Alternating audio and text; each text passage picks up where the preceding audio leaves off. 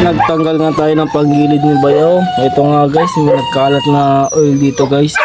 Pero wala naman siya ano dito. Siguro dito kasi, pag change oil niya kasi 1 liter daw yung nilagay.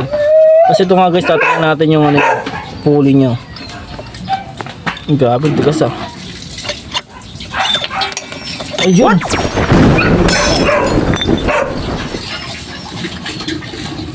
Grabe to.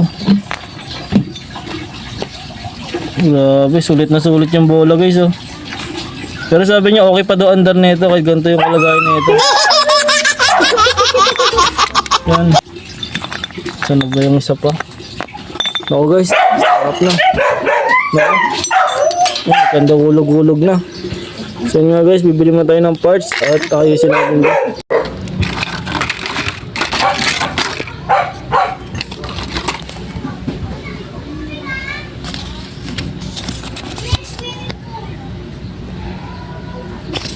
Kasi isa yung... Kaya kuya? Hindi, ito nga yan, ganito. Ganyan.